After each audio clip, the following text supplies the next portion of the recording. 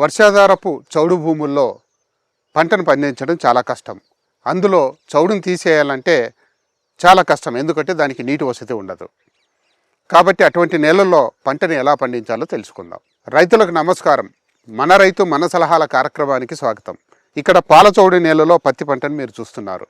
సాధారణంగా వర్షాధారం కింద పండించే పంటల్లో చౌడును తగ్గించాలంటే సేద్యాలు చేసేటప్పుడే జిప్సం వేసుకొని దున్నితే వర్షానికి అందులో ఉన్నటువంటి లవణాలు, సోడియం భూమి పొరలోకి కారిపోవడం కానీ కొట్టుకోకపోవడం కానీ జరుగుతుంది. మొలక శాతం పెంచడానికి విత్తనాలను 0.1 ఉప్పు ద్రావణంలో 2 గంటల పాటు నానబెట్టి విత్తేది కూడా బోదల మీద కాకుండా సాళ్లలో ఎత్తితే మనకు మొలక శాతం పెరుగుతుంది. పోషకాలు సరిగా అందవు కాబట్టి పైపాటున నీటిలో కరిగే ఎరువులు కానీ లేదా నానో ఎరువులు కానీ పిచికారి చేసుకోవచ్చు. ఈ యొక్క యూరియా బదులు అమ్మోనియా సల్ఫేటు, ఎర్ర పొటాష్ బదులు సేంద్రియ పొటాషు, అలాగే సూపర్ వాడుకుంటే కొంతవరకు చౌడును తగ్గించుకోవచ్చు.